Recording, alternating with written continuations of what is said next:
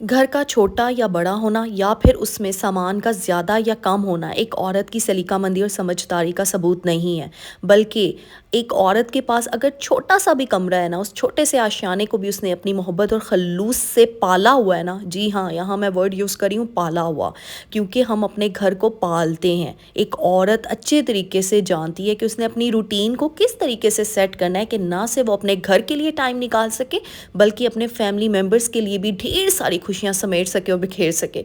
तो बस आज कुछ यही खुशियों की बात करूंगी। Let's get started. अस्सलाम वालेकुम everyone, welcome to home makeup अलबशा। Hope you are doing good. अल्हम्दुलिल्लाह, आई एम आल्सो गुड। तो जी हाँ, आज का व्लॉग बहुत मज़े का होने वाला है, क्योंकि इस व्लॉग में ना सिर्फ आज डेली रूटीन शेयर करूंगी, घर की ऑर्गेनाइजेशन टिप्स शेयर करूंगी कि किस तरीके से आप अपनी सर्दियों में, क्योंकि दिन बहुत छोटे होते हैं, तो इस छोटे वाले दिन में भी आप अपने घर वालों के लिए, अपने आप के लिए और अपने घर के लिए भी टाइम निकाल के उसको अच्छे तरीके से सेट कर सको। और हाँ, साथ ही कुछ क्वेश्चंस के आंसर्स दूंगी, क्योंकि आप लोगों ने इतने क्वेश्चंस किए थे। आप यूट्यूब जर्नी के बारे में डिस्कस करें, यूट्यूब पे कामयाब कैसे होना है, या फिर यूट्यूब पे हम कैसे जल्दी ग्रो करेंगे, आज उस चीज़ों के बारे में भी डिस्कशन करूंगी, ताकि इस वीडियो के थ्रू मेरी बहनों का फ़ायदा बहुत ज़्यादा हो सके। तो यहाँ पे जी नाश्ते की तैयारी हो रही है, और आपको पता है एज़ यूजुअल ब्रेकफास्ट से स्टार्ट होता है। मैं इंटरमीडिएट फास्टिंग कर रही थी, मतलब लास्ट फ्यू डेज से, लेकिन अभी मैंने छोड़ी हुई है, क्योंकि अब सर्दियाँ है ना, तो दिल करता है यार मज़े मज़े की चीज़ें खाने को। तो मैंने आजकल डाइटिंग शाइटिंग सब कुछ छोड़ी हुई है। मैंने कहा कर लूँगी, थोड़ा मौसम जैसे ही सेट होगा ना, तो फिर इंशाल्लाह आपकी आप भी फिर दोबारा से इंटरमीडिएट फास्टिंग कर लेगी। तो कभी कभी ना मूड्स चेंज होते रहते हैं हम औरतों के भी। अब एक ही रूटीन पे चल चल के ना हम ना यार बोर हो जाते हैं। मैं तो बोर हो जाती हूँ, तो इसलिए मैं अपनी रूटीन चेंज कर लेती हूँ। तो यहाँ पे एज़ यूजुअल आज हमने ब्रेड और ऑमलेट, वैसे आपको पता है पराठे का नाश्ता होता है, लेकिन आज सबने कहा जी ब्रेड और ऑमलेट जो है इसका नाश्ता कर लेते हैं। मैंने कहा ठीक है। फिर जिसकी जो जो फरमाइश थी मैं वो साथ साथ देती रही उनको फ्रेश, साथ में एक तरफ मैंने चाय रख दी। अच्छा, यहाँ पे ना सबसे पहली चीज़ जो मैं आपको टिप देना चाहती हूँ, देखो हर काम हो जाएगा। घर के काम काज यूँ चुटकियों में, यूँ यूँ चुटकियों में हो जाएंगे, यूँ। लेकिन उसके लिए बहुत ज़रूरी है कि आपका ज़हनी सुकून, आपका मेंटल पीस आपके पास होना चाहिए। जी हाँ, क्योंकि मैंने अक्सर औरतों को देखा है यार, वो घर के कामों में इतना अपने आप को पागल कर लेती हैं कि बेचारियों को पता ही नहीं चलता वो क्या सोच रही हैं, क्या बोल रही हैं, क्या कर रही हैं, और वो अगले दिन वो बात भूली होती हैं। उनको याद ही नहीं होता कि हमने वो चीज़ कहाँ रखी। मैं फैमिली मेम्बर कोई पूछता है भाई वो कहाँ चीज़ रखी, और वो भूली होती हैं। अक्सर औकात ऐसा होता है। क्यों? क्योंकि हम अपने माइंड को एक्टिव करके काम नहीं करते, बल्कि बस हमने कामों का पलंदा ना एक अपने सर पे सवार किया होता है। भाई हमने ये तो काम, रोबोट बने होते हैं, ये काम तो हमने करना है। भाई रोबोटिक वर्ल्ड में हम चलेंगे और सुबह से शाम तक बस काम करने, और ये करना है वो करना है। नहीं, थोड़ा सा रूटीन को चेंज कर लिया करेंगे ना कभी कभार, इन अ पॉजिटिव सेंस, तो बहुत ज़्यादा एक मेंटल सुकून मिलेगा, मेंटल पीस अचीव होगा। और लकीर के फ़कीर नहीं होना। मैं हमेशा बोलती हूँ कि एक ही चीज़ पे चलते रहो बस पागलों की तरह, और पता ना चले आगे खाई है, चलो जी उसके अंदर जंप कर दिया। नहीं, आपने अपनी रूटीन सेट इस तरीके से करनी है कि आपको खुद पता है। हर किसी की वे ऑफ लिविंग अलग है, वे ऑफ टॉकिंग अलग है यार, वे ऑफ ईटिंग अलग है हर किसी का। तो अपनी रूटीन को अपने मुताबिक सेट करें। आज के बाद ही मेरी बहनों ने ये चीज़ नोट कर लेनी है, और अपनी रूटीन एक प्रॉपर टाइमिंग के साथ सेट कर लें, ताकि आपको पता हो। और हाँ, अगर कोई कुछ दिनों में रूटीन ऊपर नीचे भी हो तो आपको पता होना चाहिए, कोई नहीं, रिलैक्स होकर काम किया करें। अच्छा, यहाँ पे जूस बना रही थी, बच्चों के लिए भी टिप दूंगी। जो छोटे बच्चे ना, मौसमी और माल्टों का सीज़न आ है ये तो ना, लेकिन देख लिया करें यार खटास ना हो, तो उसके अंदर ना आप थोड़ा सा गुड़ भी ऐड करके दे सकते हैं उसको। गुड़ का शीरा थोड़ा सा ना मीठा करके थोड़ा सा आप जूस दे सकते हैं। तो ना ये मोहम्मद के लिए ना, अच्छा एक और टिप दे रही हूँ। जो मेरा बच्चा जो है 1.5 साल से अबव हो गया है, तो मैं कोशिश कर रही हूँ उसका फीडर छुड़वाने की, ठीक है। और फीडर छुड़वा के मैं उसको इस तरीके से ना, ये देखे हुए ये बड़ा फैसिनेट करती हैं इस तरह की चीज़ें। ये ग्लास मुझे बड़ा प्यारा लगा, स्ट्रॉ था। अभी मोहम्मद को स्ट्रॉ से पीना नहीं आ रहा अच्छे तरीके से, यानी फुल मतलब नहीं एक्सपर्ट हुआ, लेकिन मैं फिर भी उसको देती हूँ। बीच में मैं ट्राई कर रही होती हूँ, ताकि आहिस्ता आहिस्ता मैं उसका फीडर छुड़वाऊँ। बच्चों को ये नहीं कि आपने फीडर पकड़ा दिया तो 4 साल की उम्र तक वो फीडर ही पीते रहें बस, और माएँ अपनी जान छुड़ा लें। नहीं, ये बहुत इंपॉर्टेंट टिप दे रही हूँ। बच्चा जैसे ही 2 साल का होना शुरू होना, तो आप आहिस्ता आहिस्ता थोड़ी थोड़ी, जैसे पोटी ट्रेनिंग करते हैं ना बच्चों की, वो भी मैं इंशाल्लाह मोहम्मद की अभी तो नहीं मैं करी, 2 साल से अबव करूँगी, तो मैं आप लोगों के साथ शेयर करूँगी कि मैं किस तरीके से इसको ट्रेन करूँगी उस वे में। तो वो भी मतलब हर चीज़ आपके साथ, ताकि मेरी बहनों का ज़्यादा से ज़्यादा फ़ायदा हो जाए। जो मैं चीज़ें इंप्लीमेंट अपनी ज़ात के ऊपर करती हूँ, अपने बच्चों के ऊपर करती हूँ, अपने घर वालों के ऊपर करती हूँ, अपनी घर की ऑर्गेनाइजेशन की करती हूँ, तो मैं चाहती हूँ मेरी बहनें भी उस तरीके से चलें, ताकि कम से कम टाइम में आप ज़्यादा से ज़्यादा काम भी हो जाए और मेंटल पीस भी अचीव कर सकें। तो मैं ना मोहम्मद को भी दे रही हूँ, तो देखते हैं कब तक ये मतलब एक्सपर्ट हो जाएगा। 1 दिन, 2 दिन, 1 week, 2 week, within 1 month इंशाल्लाह इसको मैं कर दूँगी ट्रेन, और फिर आप लोगों के साथ इसका रिव्यू शेयर करूँगी। तो यहाँ पे फिर उसके बाद मेरी कोशिश होती है मोहम्मद को अच्छे तरीके से नहलाकर। और सर्दियों में ना माएँ क्या करती हैं, बच्चों को 2-2 हफ्ते नहलाना ही नहीं है। किस डॉक्टर ने आपको कहा है कि बच्चों को नहीं नहलाते सर्दियों में? आप मुझे ये बताएं। पता है नहाना सेहत है, तो आप नीम गर्म पानी करके अच्छे से इन्वायरमेंट अपना जो है कूजी करके अपने रूम का दरवाजे वगैरह बंद करके फिर बच्चे को 2 दिन बाद तो नहलाएं, ज़रूर नहलाएं।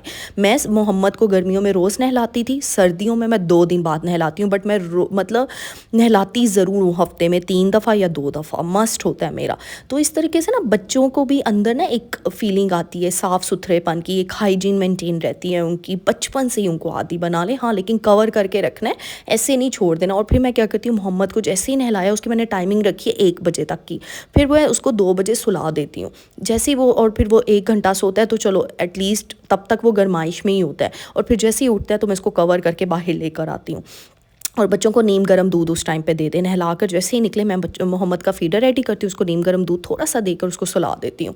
तो ये मेरी कोशिश होती है। नहलाने के बाद की रूटीन ये होती है, क्योंकि हमने देखो सिर्फ घर के काम काज नहीं करते रहने, यही कि बस एक रोबोटिक लाइफ मिल गई है तो घर के काम, कभी उसको चमका दिया, उस चीज़ को चमका दिया तो उसको चमका दिया। चमकाना भी है लेकिन एक रूटीन, वही ना सेट रूटीन करनी है। अब मैं यहाँ पे एक एग्जांपल दूंगी। ये देखिए मैंने साथ ही बेडशीट चेंज कर दी है, तो अब मैं यहाँ पे, अब काम तो हमने करना है, अगर हम काम को अच्छे तरीके से कर लेंगे ना तो हमारा ही फ़ायदा होगा। अब देखो ये बेडशीट मैंने इस तरीके से फ़ोल्ड करके रखी थी, उसमें ज़रा भी सिलवट नहीं आई, और जब मैंने बिछाई तो वो अच्छी लग रही है। अब बेडशीट तो बिछानी है, लेकिन वही मेरी मामा एक जुमला कहती रहती हैं कि अगर हम वही काम अच्छे तरीके से कर लेंगे ना तो हमें बहुत फ़ायदे हो जाएंगे। अब बेडशीट हमने बिछानी है लेकिन अच्छे तरीके से बिछा लेंगे, अच्छे तरीके से चीज़ों को रख लेंगे। देखो मेहनत तो लग रही है, गलत तरीके से भी बेडशीट बिछा रहे हो या बच्चे मैस क्रिएट कर रहे हैं, लेकिन 2 सेकंड लगेंगे, 2 मिनट लगेंगे। बच्चों वाले घर में भी अगर आप 2 हाथ चला लोगे ना, साथ ही साथ चीज़ों को संभल करते जाओगे, चीज़ों की मतलब इस तरीके से काम करो कि आपको बाद में स्ट्रेस लेवल ना हो। और ये देखिए मैंने कई बेडशीट्स देखी हैं लोगों की, वो बिछा रहे होते बाद में उसको प्रेस कर रहे होते हैं क्योंकि इतनी सिलवटें होती हैं। तो देखो फोल्ड ही आप इस तरीके से करो, जैसे ही वो आप वॉश करके आओ उसको अच्छे तरीके से प्रेस हाथों की मदद से उसको यानी प्रेस करके और इस तरीके से फोल्ड करो कपड़ों को कि आपको बाद में उसको डबल मेहनत ना करनी पड़े। बस मेरा एक काम होता है। अब ये देखिए मोहम्मद के जितने नाइट वेयर्स थे वो सारे के सारे, क्योंकि मैं रात को ना बेड की साइड पे ही रख लेती हूँ ताकि ना मुझे ना बर्डनाइज ना होना पड़े, मुझे नींद में ना उठकर कबर्ड की तरफ ना जाना पड़े। तो ये भी एक छोटी सी टिप थी। मैंने क्या किया, डायपर वगैरह हर चीज़ एक बास्केट सी छोटी सी बनाई हुई है, मैंने अपने साइड टेबल पे वो रखी होती है, और सारे नाइट वेयर्स जो भी उसके डायपर्स होते हैं मैं वहीं पे रख देती हूँ ताकि रात को अगर मुझे डायपर चेंज भी करना पड़े तो मैं साथ ही सेट कर देती हूँ। और हाँ, तीसरी चीज़, मैं जब भी बेड पे मोहम्मद को सुलाती हूँ रात को तो नीचे आपने देखा है मैंने एक शीट बिछाई होती है मोहम्मद की साइड पे, तो वो एक कपड़ा सा ताकि, क्योंकि नींद में नहीं पता चलता कि बच्चा अगर डायपर लीक भी हो जाए ना तो बेड हमारा जो है ना वो ना भरे, क्योंकि बेड के फॉर्म से मैट्रेस से स्मेल आना शुरू हो जाती है ना, तो ये भी कमरे से बहुत गंदी स्मेल आती है और फिर हमें मैट्रेस चेंज करना पड़ जाता है या उसको धोना पड़ जाता है। तो आप थोड़ी सी एहतियात कर लोगे ना, यकीन करो तो आपके घर से जो है ना वो खुशबुएँ आएंगी, आपके घर में आपको एक्स्ट्रा ऑर्डनरी चीज़ें और चीज़ों की ज़रूरत नहीं पड़ेगी। तो ये छोटी छोटी चीज़ें थी, मैंने कहा मैं अपनी बहनों के साथ शेयर कर लूँ। फिर साथ ही मैंने ड्रेसिंग टेबल, अच्छा मुझे बड़े क्वेश्चन आते हैं कि आप ही अपने अपने फर्नीचर को कैसे इतना शाइन मतलब रखा हुआ है, तो इसका एक ही है, मैंने आप लोगों के साथ शेयर भी किया था, कोकोनट ऑयल और कॉफ़ी। बस वो भी मैं 3 महीने बाद, 4 माह बाद या 6 माह, अभी तो 6 माह हो गए हैं तकरीबन, हाँ नहीं 5 माह हो गए हैं, क्योंकि 5 माह पहले मैंने वीडियो बनाई थी तब मैंने किया था फर्नीचर के ऊपर इम्प्लीमेंट, फिर उसके बाद नहीं किया। लेकिन अगर आप रोज़ के रोज़ डस्टिंग करोगे ना, चीज़ों को उठा के डस्टिंग करनी है, ये नहीं कि जो चीज़ें पड़ी हैं तो बस उसके नीचे वो डस्ट वैसे की वैसी ना, उसके ऊपर बस वो फिक्स हो गई है, उसको पकड़ानी है आपने। नेक्स्ट इंपॉर्टेंट टिप है, शकरकंदी का मौसम आया हुआ है, शकरकंदी बहुत बहुत अच्छी है, इसको आपने खाना है, लेकिन किसके साथ खाना है? हम क्या करते हैं, ऊपर चाट मसाला डाल देते हैं, लेमन डाल देते हैं। अच्छा ये मुझे भी बात नहीं पता थी, तो ये उस दिन हम लोग अपनी फैमिली डॉक्टर के पास गए हुए थे तो वहाँ पर मुझे ये बात पता चली है, मेरी फैमिली डॉक्टर ने रिकमेंड किया कि शकरकंदी को आपने दही के साथ खाना है। जी हाँ, क्योंकि एक प्रीबायोटिक है और एक प्रोबायोटिक है, और जब इन दोनों का कॉम्बिनेशन लेकर आप खाते हो ना, इनटेक करते हो, दही तो वैसे भी आपको पता है गट इश्यूज़ के लिए बहुत अच्छी है, अगर होममेड है तो वेल एंड गुड। तो मैं क्या करती हूँ, अच्छा लास्ट टाइम मैंने शक्करकंदी को स्टीम ही किया था, लेकिन ये पतीला मैंने एक्स्ट्रा रखा था तो आपको शायद पानी ज़्यादा लगा, मैंने इसके अंदर थोड़ा सा पानी ऐड करती हूँ। इसको स्टीम एक किस्म का ये मैंने भाप में पकाती हूँ मैं, और लो फ्लेम पर रख देती हूँ 15 मिनट, विद इन 15 मिनट्स ये डन हो जाती है। और उसके बाद इसको कट करके ना बच्चों को भी यूज़ टू बना करें इस चीज़ को खाने में। हम मोहम्मद अभी शौक से नहीं खाता, यानी वो मुंह से निकाल देता है। और ये शक्करकंदी के अंदर भी कुछ ना बालों वाली होती है, कुछ बालों के बगैर होती है, पता नहीं ये बड़े कहते हैं। तो हम लोग वैसे बड़ा अच्छे तरीके से लेकर आते हैं, लेकिन फिर भी ये जो शक्करकंदी आई थी ना, इसमें थोड़े थोड़े अंदर बाल थे, तो बच्चे नहीं वो खा सकते। जो बिल्कुल बालों के बगैर होती है ना अंदर से, वो जो क्या उसको बोलते हैं, रुएं जो भी आप लोग कहते हो मुझे अब नाम नहीं आ रहा है दिमाग में, तो वो ना बच्चे फिर शौक से खा लेते हैं। तो मैं भी पहले बड़े शौक से ना चाट मसाला ऊपर डाल के और लेमन स्क्वीज़ करके खा रही होती थी। मेरी डॉक्टर ने उस दिन कहा बिल्कुल नहीं, इसको दही के साथ खाओ तो फिर आपको फ़ायदा होगा। मैंने कहा भाई देखो, तो मैंने साथ, यार मुझे जैसी कोई बात पता चलती है ना, ये जो चीज़ मैं इंप्लीमेंट कर रही होती हूँ मैं फ़ौरन अपनी बहनों के साथ शेयर करती हूँ। तो है ना वाह वाह वाली टिप्स। भाई शानदार टिप्स से याद आया, चैनल को सब्सक्राइब किसने करना है, लाइक किसने करना है, शेयर किसने करना है, कमेंट किसने करना है। और यकीन करो आप लोग दिल से, मैं कहती हूँ आप सब के लिए मेरे दिल से दुआ निकलती है, अल्लाह ताला आप सबको कामयाब करे, आप सबकी जायज़ ख्वाहिशात को पूरा करे, मेरी बहनों को ढेर सारी खुशियाँ नसीब करे। क्योंकि आप लोग मुझे हर वीडियो के नीचे जो गिफ्ट दे रहे होते हो ना, इतनी दुआएं यार, मैं कहती हूँ बस इमोशनल कर देते हो। और मुझे एक कमेंट भी आया कि आपने अपनी वीडियो के थ्रू हमें इमोशनल कर दिया। मैंने कहा आप लोग मुझे अपने कमेंट्स के थ्रू इमोशनल कर, क्योंकि इतने प्यारे कमेंट्स, यकीन करो मेरी बहनों, आप लोग इतनी दुआएं देते हो ना, सीरियसली मेरे दिल से आप सबके लिए दुआएं निकलती है। और ये चीज़ ना मेरी बहनें और मेरे जीजू ने नोट की, और उन्होंने मेरी वीडियो देखी, उसके नीचे इतने कमेंट्स पॉजिटिव, और वो कहते हैं तुम बहुत ब्लेस्ड हो पलवशा कि इतनी प्यारी ऑडियंस मेरी। मैंने कहा अल्हम्दुलिल्लाह। तो बस जी दिल से दुआएं आप सबके लिए। तो चैनल को क्या करना है, लाइक कर दे, शेयर करें, कमेंट तो करना ही करना है भाई, और सब्सक्राइब भी क्लिक कर लिया करें, क्योंकि बहुत से लोग सब्सक्राइब का बटन क्लिक करना भूल जाते हैं, मेरी वीडियो में इतना खो जाते हैं। अच्छा जी, कढ़ाई की रेसिपी बताने लगी। मैं सिंपल क्या करती हूँ, प्याज टमाटर और हरी मिर्चों को फ्राई कर लेती हूँ, निकाल लेती हूँ, बस झटपट यूँ। क्योंकि आपको पता है आप ही पलवशा सारे काम यूँ कर रही होती है, तो कोई रॉकेट साइंस नहीं समझना किसी भी चीज़ को। तो उसको मैं ग्राइंड कर लूँगी मिक्सचर को। चिकन को हमने अच्छे से ना ऑयल में या घी में, जो भी आप यूज़ करें, उसमें लहसुन अदरक का पेस्ट डाल के ना उसको अच्छे तरीके से फ्राई कर लेना जब तक वो लाइट ब्राउन ना हो जाए। और जैसे बीच में ना मैं लौंग डाल देती हूँ, दालचीनी, ठीक है, बस मैं गरम मसाले यही डालती हूँ, ज़्यादा नहीं ऐड करती। तेज़पात भी यूज़ करती हूँ, लेकिन वो ख़त्म हुआ था। तो फिर वो जो जैसे लाइट ब्राउन हो जाता है चिकन, तो ग्राइंडेड मिक्सचर जो किया है वो मैं साथ ही ऐड कर देती हूँ। अब इसकी अच्छे तरीके से भुनाई करते जाना है। और मसाले मैं घर के ही यूज़ करती हूँ, नमक, लाल मिर्च, हल्दी और सूखा धनिया, बस ये 4 मसाले यूज़ होते हैं। क्योंकि मेरे घर में गरम मसाला ना बहुत कम खाया जाता है, जो ग्राइंड करके लोग डाल रहे होते हैं ना वो रेसिपीज़ में। और उसके बाद भी इसको दम पे रखते हैं ना पानी डाल के, और बस जी ये जी कढ़ाई बन गई। और इसमें ना कढ़ाई में थोड़ा सा पानी लिक्विड ही हम लोग खाते हैं, तो उस तरीके से रखे। ऊपर मैंने हरा धनिया और हरी मिर्चें डाल दी हैं, तो ये दम पे रख दिया। अब उसको मैंने दम पे रख दिया है। और यहाँ पे ना मोहम्मद के कुछ कपड़े मैंने कल धोए थे, वो मतलब हो गए ड्राई, तो मैंने कहा साथ ही लगे हाथ ही उनको ना मैं संभाल लूँ प्रेस करके। इस तरीके से नाइट वेयर जो होते हैं वो फोल्ड करके रखती हूँ, क्योंकि वो रात को ही पहने होते हैं, उसको मैं हैंग नहीं करती। और जो होते हैं दूसरे ड्रेसेस उनको मैं हैंग करके रख देती हूँ, मेरी बड़ी आसानी होती है। फिर झटपट तरीके से आपको कहीं पे भी जाना हो ना, तो आपको फ़िक्र नहीं होती भाई। और लाइट भी अगर ऑफ हो तो आपको इजीली आप काम, आपके बच्चों का और आपके कपड़े अगर प्रेस हुए हो ना आपके फैमिली मेम्बर्स के, यकीन करें आपकी काफ़ी बचत हो जाती है। अच्छा जी, यहाँ पे क्वेश्चंस के आंसर्स दूंगी। एक मुझे क्वेश्चन आया कि आप यूट्यूब जर्नी पे कैसे कामयाब हो। तो डियर, यूट्यूब जर्नी पे कामयाब होने की कोई टिप्स नहीं है, कोई ट्रिक्स नहीं है। सीरियसली मैं सच कह रही हूँ, जो लोग कहते हैं ना जी 10 दिनों में यूट्यूब चैनल फेमस हो जाएगा, इन ट्रिक्स पे फॉलो करें, मुझे नहीं समझ आती है कौन से ट्रिक्स हैं, मुझे नहीं आज तक वो ट्रिक्स समझ में आए। हाँ, 3 चीज़ें हैं यूट्यूब जर्नी पे कामयाब, या कहीं पे भी यार, सिर्फ यूट्यूब जर्नी पे नहीं, किसी भी मैदान में अगर आपने कामयाबी पानी है ना, किसी भी फील्ड में आपने कामयाब होना है, तो 3 चीज़ें हैं सिर्फ।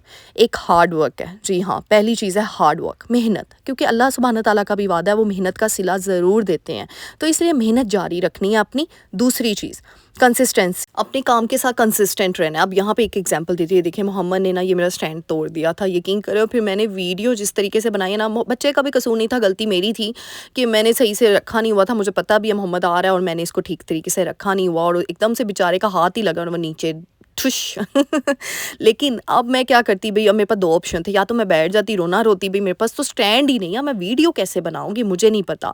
या तो फिर दूसरा ऑप्शन ये था कि मैंने कहना था नहीं भई कोई भी सराहने का यूज़ कर लो, तकिए का यूज़ कर लो, टेबल, यकीन करें मैंने मोबाइल जहाँ-जहाँ रख के आज वीडियो बनाई ना, और ये देखिए मेरा सोने पे सुहागा क्या हुआ, ये दूसरा स्टैंड भी टूट गया।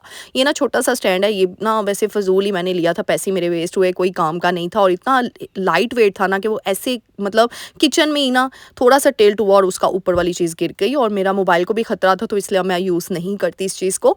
लेकिन मैंने फिर ये देखिए, ये मैंने मोबाइल कहाँ रखा हुआ है, कुशन के पास, ये मैंने कुशन यहाँ पे रखा बेड की साइड टेबल पे, और मैंने वहाँ पे मोबाइल रख दिया। फिर मैंने नीचे टेबल के पास रखा, फिर मैंने कहीं और सेट किया, फिर मैंने पता नहीं कौन-कौन से जुगाड़ लगा के ना, ये किचन में मैंने जिस तरीके से मोबाइल रखा है ना, ये मैं आपको नेक्स्ट वीडियो में बताऊँगी कि किस तरीके से मैंने जुगाड़ करके ये मोबाइल रखा था। तो इसलिए अपने काम के साथ कंसिस्टेंट रहना है, अपने काम को इम्पोर्टेंस देनी है, अपने काम को अहमियत देनी है, क्योंकि अल्लाह ताला भी तो यही देख रहा है ना कि एक इंसान कितनी शिद्दत से मेहनत कर रहा है। तो इसलिए शिद्दत ज़रूर अपने काम में दिखानी है। आप यकीन नहीं करेंगे, मैं जिस तरीके से वीडियोस बना रही होती हूँ ना, आपको बताया कई बार, मोहम्मद को उठाकर मैं वीडियो बना रही होती हूँ किचन में लेकर, कभी यहाँ से, और फिर स्टैंड का भी ख्याल रखना होता है, क्योंकि बच्चा क्या करता है फ़ौरन से, बच्चों का पता ही है आपको, यूँ हाथ लगा लिया तो नीचे भी उनको भी ख़तरा हो सकता है और वो चीज़ों को भी। तो इसलिए ज़्यादा ना, मैं बहुत ज़्यादा से इसकी मुझे केयर करनी पड़ती है, हर चीज़ को देखना पड़ता है। और तीसरी चीज़, आपने अपने काम को जो है ना इम्प्रूव करना है, अपने आप को बेहतरीन नहीं समझना। परफेक्शन देखो नहीं होती काम में, ना परफेक्ट समझना है। हाँ, उस परफेक्शन के चक्कर में ना उस काम को छोड़ना है, ना उस काम को जो है वहीं पे पकड़ के बैठ जाना, बल्कि अपने काम को बेहतर से बेहतरीन करो, अपनी जो कंटेंट है उसमें क्वालिटी लेकर आओ, ठीक है? और अगर कोई अच्छा सजेशन दे रहा है, उसकी उसकी कदर करो कि आज के दौर में आपको कोई सजेशन अच्छा दे रहा है। अच्छा, यहाँ पे मैं जी रात को ना, ये बचपन में मैं खाती थी, अब मुझे इतना कभी-कभार सालन दिल ना करे खाने को, तो मैंने क्या किया, आलूओं को इस तरीके से छील करना और नमक डाल देती हूँ, लाल मिर्च थोड़ी-सी, और ज़ीरा ख़त्म हुआ था, ज़ीरा भी मैं ऐड कर देती हूँ। ये ज़ीरे वाले आलू इतने मज़े के लगते हैं ना, तवे के ऊपर अच्छे लगते हैं, वैसे नहीं अच्छे लगते।